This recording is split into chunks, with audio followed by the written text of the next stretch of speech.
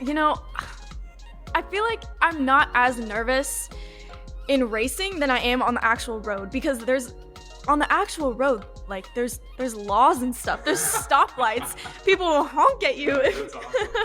Like the laws and the rules freak me out, I think.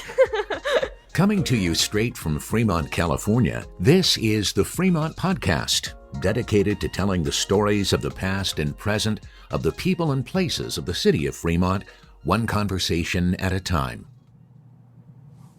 Hello, Fremont. This is Marjorie. We are inside the Washington Township Museum of Local History. You are listening to episode 61 of the Fremont Podcast. Now, here's your host, Ricky B. So I can get a little bit of a level as to where the microphones are. So go ahead and say your name, Mickelina. Mickelina Monico. Okay. What grade are you in? I'm in 11th grade. I'm a junior. Okay. Very good. And how long have you lived in the city of Fremont? I've lived in Fremont for my whole life, 16 years. Okay. Wow. Yeah. And you've got your dad with you today, Mark? Yes. Very good. So, Mickelina, you race. Yes. You race cars. Yes. Right? Okay. Wow. So what type of car do you race? I race something called a micro sprint car. Okay. So is that like a go-kart or something? How it has a motorcycle engine in Okay. it. How would you? And it's called a sprint car? Micro sprint car. Okay. A micro Yeah. sprint. A full sprint car has a V8, Chevrolet V8, typically Chevrolet V8s, and make about 900 horsepower. Her car is a stepping stone to that. Okay. It's got a four-cylinder, like a 600 out of a road bike. Okay. And they make about 140 horsepower by the time we're done. Wow. They- How fast do you get going in your races in one of those? I don't know. It's hard to say. It depends on the track, on the night, because you can have a really windy night and the track be super slick, or a really tacky track and have it just stick and be fast. So it just depends on kind of the track conditions and the race car. Okay, so what kind of track do you race on then? So I'm thinking of, like, you have the Indianapolis 500, which is like paved track, and then what kind of track do you race on? So we race on a dirt oval track. They're about 1/7, 1/8, 1/6 mile around. Okay. Yeah. Wow. And then, like, what does a race look like? I mean, how many laps do you do, or what does it look like? Do you race? How many cars are you racing at a time, or what does that look like? So a full field of cars would be 24 cars. If we have more at one than time that, on one track. at one time Okay. on one Wow. track. And if there's more than that, then you run a B main with the slower cars in the B main first, and then whoever wins the B main transfers to the A main, which is the main race with 24 cars. Okay. And what was your question before? Yeah. No. I mean, how many laps do you normally do Yeah. in a normal race? So a normal race would be 25, 30 laps, but if it's like a special big race or event, you might range from 40 to 50 laps. Okay. Yeah. Okay. And when did you start racing? How old were you when you started racing? I started racing when I was 14 years old, but a lot of kids in this have been racing since they were like soon as they can get in a car. There are a lot of kids in this sort of racing. A lot of kids. Wow. Yeah. Okay. Like what ages? Any age. I mean, you have junior sprints, which range from I think 6 to 10. Wow. That's cool. And then, which are just little tiny little cars. And then you can go anywhere from 6 to as old as you want in these cars. That's awesome. Yeah. So is there like an age range then, like within the people that you race with, or is it how do they like qualify the different brackets of the racers that you race against? I would say I race mainly against kids my age. Okay. There's a lot of older people who race though, like mid-20s, maybe in the upper classes than me. Okay.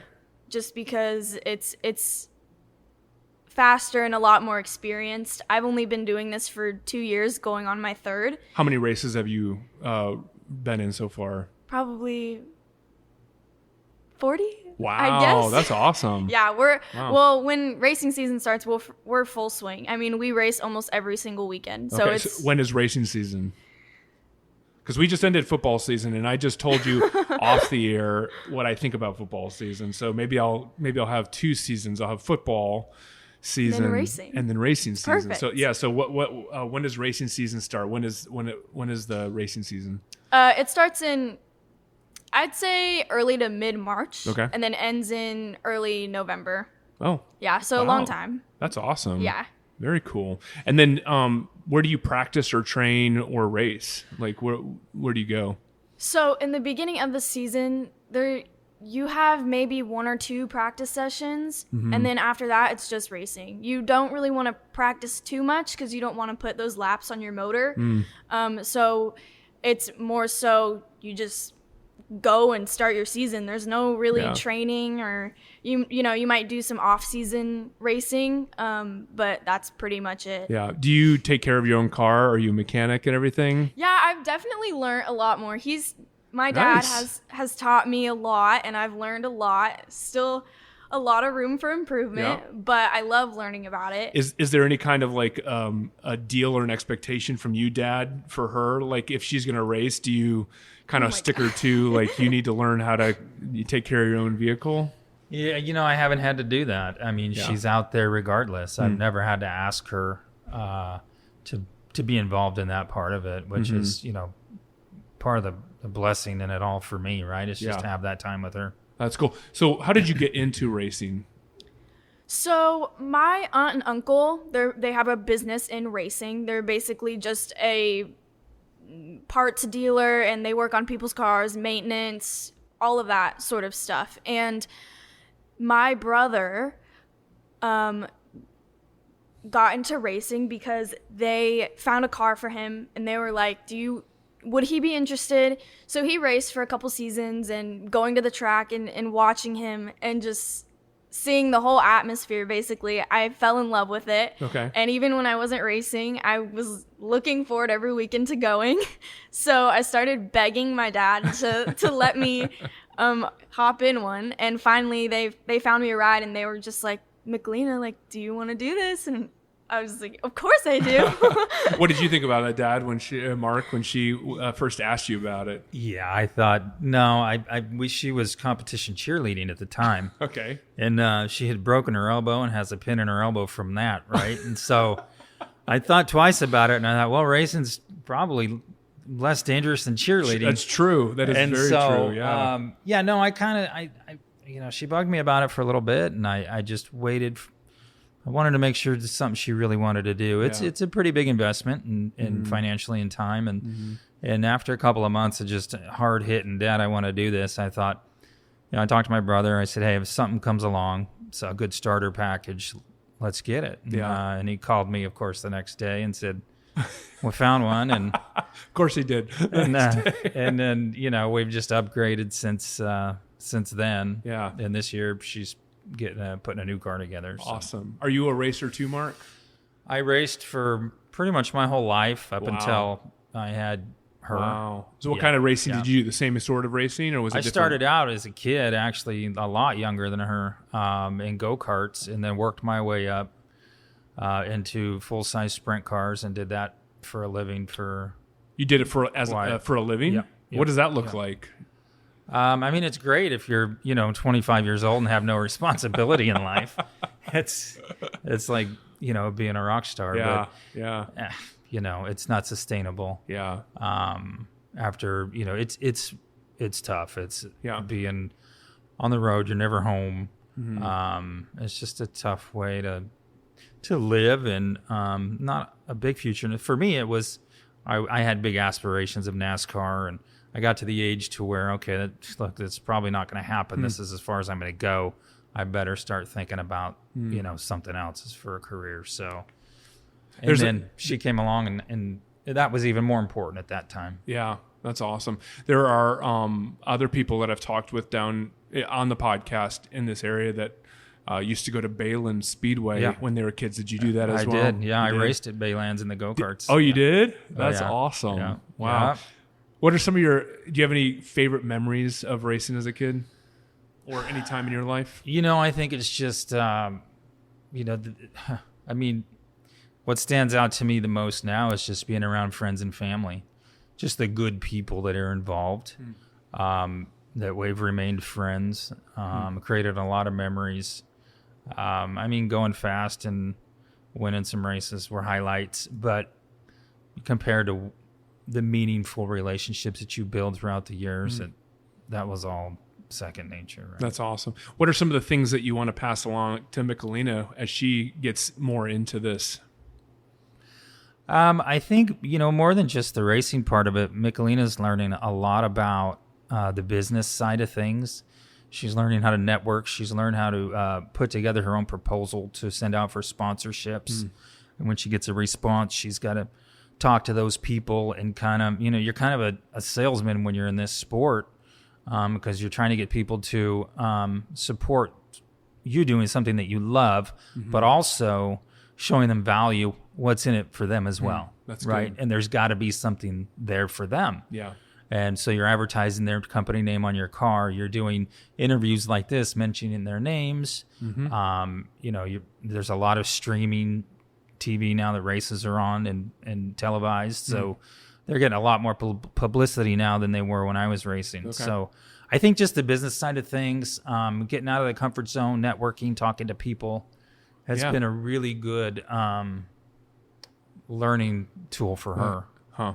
Who are some of your sponsors, Mickelina? Oh my gosh. You didn't know you were going to be putting on commercials right now, No, I did not. I was not expecting this. We'll be right back. You can hear the rest of this conversation in just a moment. Dale Hardware is now ready to open their own pet center. Now you can get all of your pet supplies. You can get everything you need for your furry friends right at Dale Hardware. On top of that, Dale Hardware is the only hardware store in the country that has a destination center for Milwaukee tools. There are more Milwaukee tools under that roof than any other retail establishment in the country. Even with these big changes, the heart of Dale Hardware has not changed. So come on down to Dale Hardware and let a specialist help you find exactly what you're looking for with the type of care and attention that hasn't changed for over 65 years. Buying a home is a big decision. When I'm trying to make a big decision in my life, I turn to family. Family generally has my well-being in mind. They want the best for me. Whenever I visit Jennifer at Petrocelli Homes in Niles, she treats me like family. If you're in the process of buying or selling a home, turn to family. Turn to Petrocelli Homes. And now, back to our conversation. Definitely, Ace Custom Coatings in Livermore. Sorry. AMP and Brooks Motor Cars. All great people. Alana Enabled. Okay. Preferred Pool Repair. Yeah. And AAA Live Scan. Nice. Yeah. You got a good list there. Yeah. Oh, so what is it that you're looking for? I guess maybe the starting question I would ask is what is the kind of cost that maybe this is personal, but what's the kind of cost that you're looking at, to get to be funded throughout the year? What does a sponsorship go for when a business or somebody sponsors you? Yeah, so on my proposal, my dad and I came up with different sponsorship tiers. Okay. So it ranges from $100 to $10,000. Wow. Whatever they personally choose, which also comes with their size of advertising on my car. Okay. So, you can get a wing panel or on the front wing or on the side. It just depends. Okay, so this in the money goes to helping you race and be able to keep up, maintain your vehicle. And and the whole season kind of depends on our budget in the beginning. We get all of our sponsorship money in the beginning of the season, and then we look at that and we're just like, what can we really do with this? What is the goal of where we want to put this? Okay, so is a racing season kind of like any normal sports season where you actually have a record that you're trying to achieve in order to get to some sort of a championship round or something like that? Or what does a season look like? Yeah, so this is just, every race you get points depending on where you finish. Okay. And the person with the most points obviously wins the championship of that track. Okay. So then at the banquets, at the end of the season, you get crowned track champion. Okay. So that's really what most people are in it for. That's awesome. Yeah. So what is your favorite thing about racing? Like when you are anticipating the season coming up, your third season, like what are you looking forward to the most? That is a hard question. I think, I love the adrenaline of it, and I really love the atmosphere. Just everybody is so supportive, and it's like your competitors are your family off the track. Yeah. So I love the atmosphere of it. I love the people. I love going to the track. Even on a bad night, it's still like I got to race tonight. Yeah. I'm happy, Yeah. So what are some of the things, do you have any fears going into this? I think my number one fear would definitely be catching on fire. I've seen videos of people climbing out of their cars and in this type of racing that you do. Oh, yeah. Okay. And I've seen some in person, and it's just like, I don't know if that's something I ever want to go through. Describe your favorite or your best race for me. Do you have a best race? I do. So last season I was at the track and I qualified, I think it was 6th, and they do an invert. So they draw a pill, roll a dice, and whatever that is, the top, say you roll a 6, the top 6 are inverted. So the person who qualified 6th would start first, and so on. Yeah. So that happened to me, and I got to start on the pole of the race. Okay. And, I was still pretty new at racing. It was in the beginning of the season, so I finished 4th, but it was my best finish. That's awesome. I was really happy with it. That's really It was cool. Super cool. Yeah. My dad came running up to me afterwards, and he was so excited. So it was That's awesome. It was a good feeling, and getting paid that night. So I have a 10-year-old, and just about a month ago, I was on the East Coast. I have some friends that have some go-karts, and they own about 25 acres of land, and they have trails that they blaze. So we were racing around their property, which was really cool. And my son was just so excited to be able to ride these go-karts. And for me, I grew up in the very unsafe era of no helmets, no covering, no anything, and you just go out, and if you roll it, then you go to the hospital, wait 6 months till you heal, and then you go out and do it again. So that's kind of like but in this case, we had roll cages on the go-karts, and we were racing. Had rained a lot, so it was actually really muddy. It was a lot of fun. But if I were to if my son were to want to start racing, like, what are some things that he would have to think through, or what are some things that you would give to someone what's some advice you would give to a new racer getting started?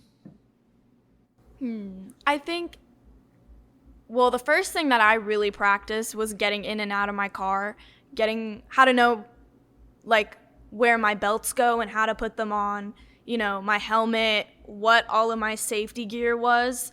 Then I could really feel more confident being in my car, because if something goes wrong, I know where everything is, I know what to do. I did interview another racer from Fremont, Jordan. I guess the thing that I love about what you do, and what I love about what Jordan does, is that so many kids these days, racing, if you were to talk to them about racing, it's just Mario Kart on video games. That's what they do.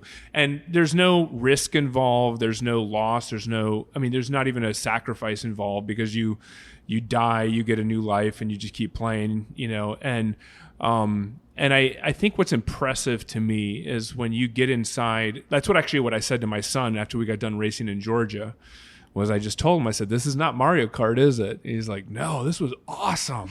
And I was like, "Yeah." And I said, and there was some moments where he was just like, "Are we going to be okay?" And I'm like, "Yeah, we're going to be fine. We're going to take some hard turns, but it's going to be a lot of fun, and we're going to be okay."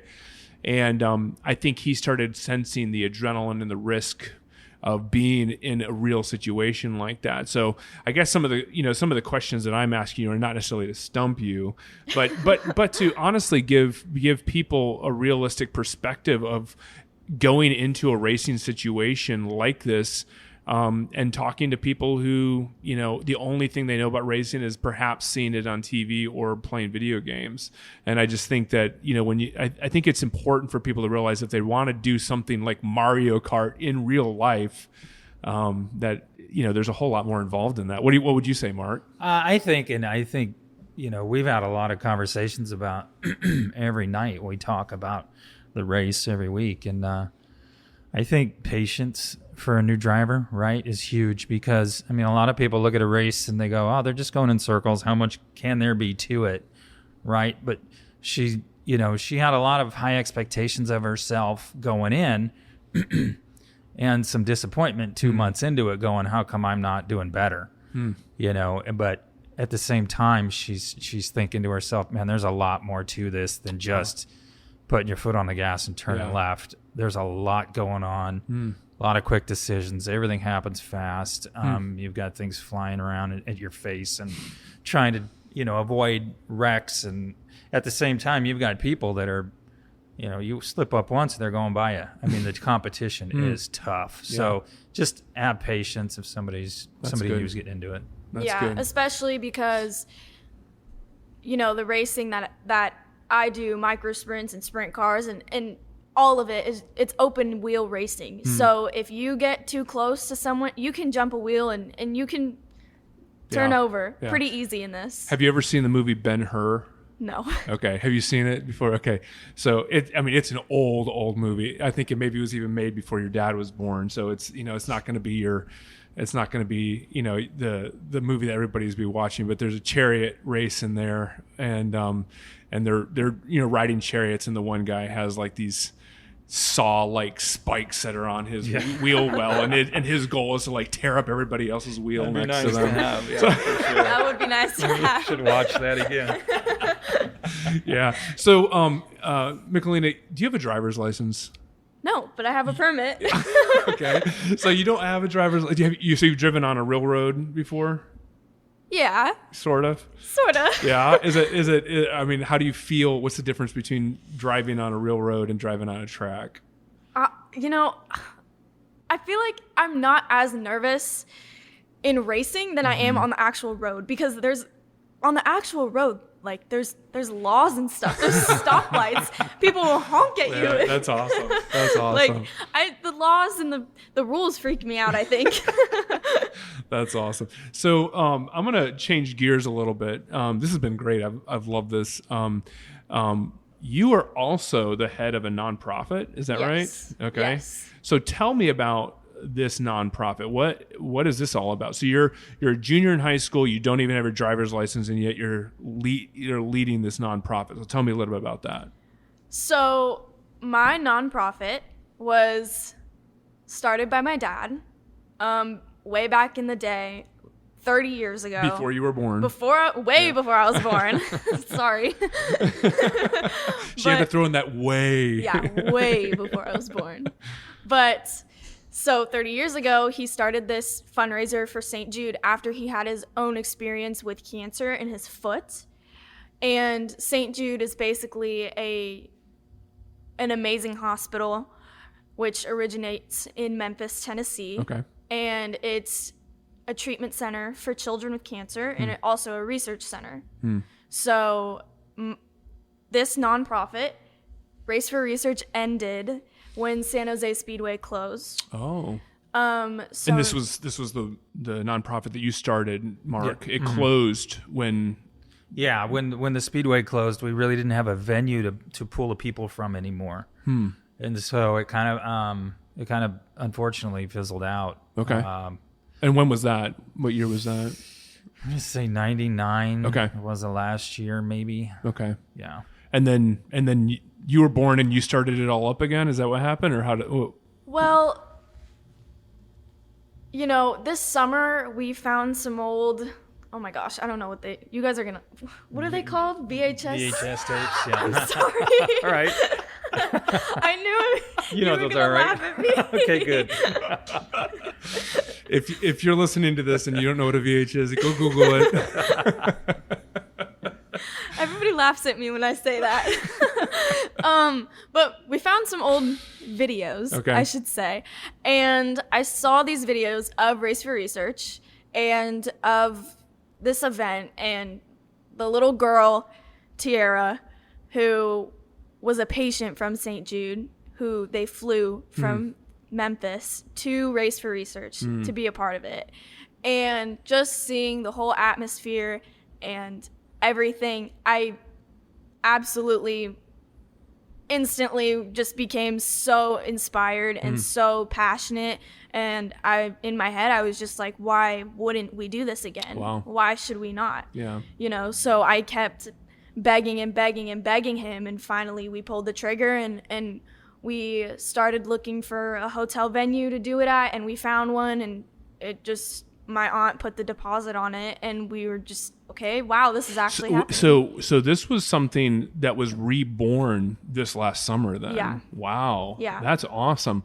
So when you say put a deposit on it and found a hotel, like what are you talking about exactly? Like what kind of an event or what kind of activity is going on as a part of the Race for Research? So at this hotel venue, it's in Fairfield at the Hilton Garden Inn. Okay. Basically, we're going to have drivers who have signed up to be these celebrity waiters. And it's a very formal, almost black tie dinner event. So our celebrity waiters will be in our fire suits and serving the tables. Yeah. So we'll have a cocktail hour, a silent auction, and dinner. We'll have a couple, we'll have a guest speaker, Tiara, who survived cancer actually, and she's coming back as, I think she's 28 or 29. So she's going to come and speak about her experience. Wow. And then we'll have a live auction and just some fun little things that we'll add in there. That's awesome. When is this event? May 12th. Okay. So Mother's Day weekend. Wow. So the whole idea is, bring your mom to a nice dinner so then you can race. That's awesome. Yeah. That's cool. The next night actually, so Race for Research is on a Friday night, and then on Saturday night, we are actually going to have a Race for Research race at Dixon Speedway, which is about 20 minutes away. Okay. So we'll have our race, family stay at the hotel, which is why we booked it at a hotel. Yeah, right. So then they can race the next night. That's awesome. Yeah. That's very cool. So what is your vision? I mean, you kind of like this is reborn, this vision of Race for Research. As a young racer, entrepreneur, visionary, like what do you want to do with this new, is it a nonprofit then? It's a full-on nonprofit? Yeah, all the proceeds go to St. Jude. Yeah. And what do you want to do with this? Like what's the vision for this long term? I think just keep it going every year and just continue to raise more and more and more and more money and see how far this thing can get and see how big it can get, because myself, I haven't experienced it yet, and I want to experience it to the absolute fullest that it can be, because we've seen how much potential this has, just through social media, and people always reaching out and asking about it and saying how amazing it is. We had people in, I think it was Iowa, reach out to us about it, which is crazy. That's awesome. We were not cool. expecting. Yeah. Yeah. And they just heard about it through social media? Yeah. Okay. Wow. Mark, what was Race for Research like? I know you talked a little bit about its founding and the length that it was around, but what kind of stuff did you do? Was it similar things, or what were you doing back then to raise money for it? Yeah, really the same format. I mean, just back then we didn't have social media, so it was really just word of mouth in the pit area, at the racetrack, and then getting into the grandstands and handing out things to the fans to get them signed up. Our first one, we had 350 people, I think, and then every year it sold out after that at 750 people. That's awesome. So, yeah. Do you know about how much money you were able to raise? Oh, yeah. No. I mean, it wasn't nothing for us to raise 100. We were the biggest single night event for St. Jude. Wow. Right, on the West Coast. Our celebrity waiter dinner raised more money than the 49ers celebrity waiter dinner, which blew the St. Jude away, right? They weren't ready for this. And I think it speaks to the kind hearts that racing people kind of get a bad rap, being a rough and tumble kind of people, but really very giving, very generous people. That's really awesome. Yeah. So you got cancer in your foot, is that right? Yep. And then was there anything specific about that experience that you went through that really just kind of, I mean, Mickelina kind of talked about it a little bit, but for you, what was there anything about that experience of you getting cancer, of you going through that experience of being in the hospital or whatever, that really just gave you a vision for this? Yeah, it just kind of all came together. I was diagnosed and went through surgery and treatment and everything. And while I was down for about 6 months, I did a lot of reading, and I came across a story about Danny Thomas and how he started St. Jude's and the reason that he started it. And it really resonated with me. I had just broken into the racing scene like professionally the year before. And here now the doctor's telling me they're going to amputate my foot. Wow. And this is, my dreams were out the window. Oh, yeah. And so I said, no, that's not going to happen. Find another way. And, a week later, I got a call from UCSF, and they said, hey, there's some new stuff. We want to try it. And so my prayers were kind of answered there, right? And so I ran across this article with Danny Thomas and how he was a struggling actor, and he was ready to give up on acting. And he prayed to St. Jude and said, show me the way. If I'm to be here, or do I need to go get a job and provide for my family? And the very next day, he got an offer from a studio for a sitcom, and his career took off. Wow. So he had made a promise, and he kept his promise and started St. Jude. So I really just that connected with me, and I thought it's got to be St. Jude. I mean, I was meant to see this. That is so cool. That is really, really cool. Well, I am excited to see the future of this race for research. I'm excited to see your future, Mickelina. Do you do anything else? You did cheerleading, right? Yes. You did cheerleading. Do you still do cheerleading? No. I couldn't. To balance competitive all-star cheerleading and racing is just too much. Yeah. There was no way I'd be able to do it. And, the gym that I went to California All-Stars. They were really intense. Practices all the time, long, hard practices. So to balance that and the intensity of racing, it just wasn't going to happen, Yeah. Do you have other hobbies that you enjoy? Racing is it kind of like my whole life. Is that is that what you want to do? Like, is that yes. like your dad obviously, had his rock star era where he did his run and then he realized that it wasn't something that was sustainable long term. I mean, like, what do you think? What's it going to look like for you, or what are you thinking at this point? Honestly, I encourage young people, if you love something, pursue it and enjoy it. But what are you thinking? Like, what's your thoughts on that? I'd love to race long term. I think it's a lot different than it used to be with him in his age, because I see a lot of older people, more so his age, making it a career now. So I think that because it's so different, it's more possible for me to make that happen. Yeah. Back then it was you had trailblazers that were like trying to clear the way for people now that can actually make a life out of it, which is really great. But I think also, what you were speaking to before, I think is also a very important piece, and that is, not just the racing. I mean, the racing is obviously the platform, and it's the mechanism by which you can, make a difference in people's lives, and you can actually, build a life for yourself in that way.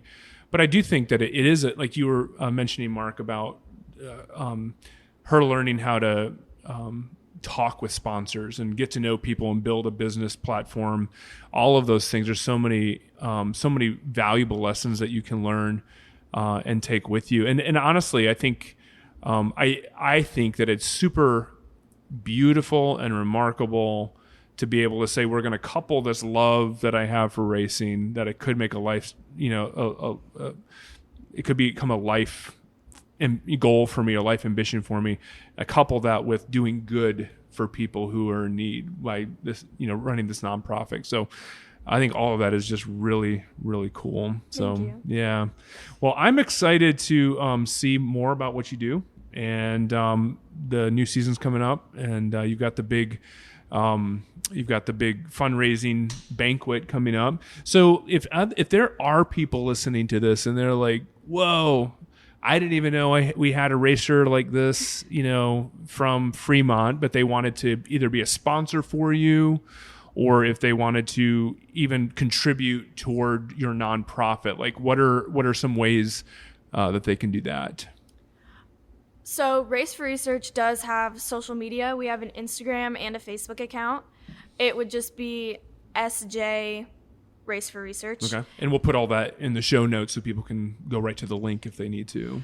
And we also have an email, which I'm sure that we can add that in the show notes as well. Yeah. And if anybody wants to do anything, donate or ask any questions whatsoever, you can always reach out to our email or message us on Facebook or Instagram, and we'll get back to you. Awesome. So if I wanted to sponsor like a headlight for you, like what would that cost me? Like get a big Fremont podcast headlight or something like that. Like what would that cost me? Oh, she's looking. I don't know. We're gonna work something out. We gotta. You have a headlight tier or something. We'll get back. You can get back to me. She doesn't have headlights on her cars, but that's true. Okay, all right. Well, that's all right. I'll find something else to sponsor, like a muffler or something like that. So yeah, no. She's very open to any levels of a contribution. Yeah. She's open to it. Yeah. I think I asked you this. Maybe I got lost in some of my questioning earlier, but just if I wanted to come watch you race, where would I do that?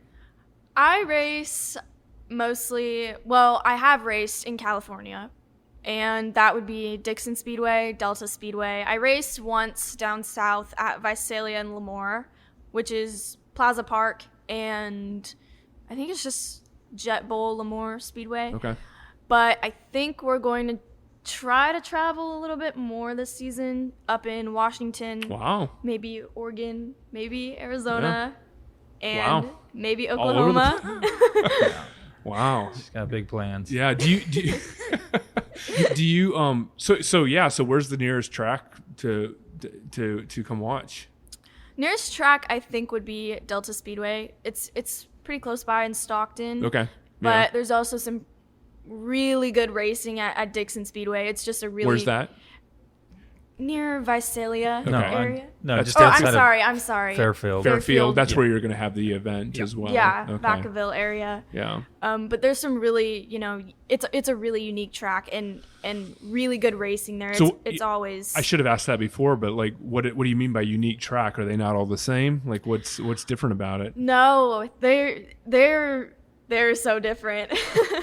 Like just the corners and the straightaways and the wideness or slimness. So this is not an oval track, or it is an oval track? It is an oval track, Okay. but just how wide, the corners Okay. are and the straightaways or how slim they are, it can make or break the racing and change everything. It can change your line, it can change, how everything. They're cool. all cut a little bit different, right? Okay. And some of the tracks have higher banking in the corners than others, so everything affects the race car. Huh.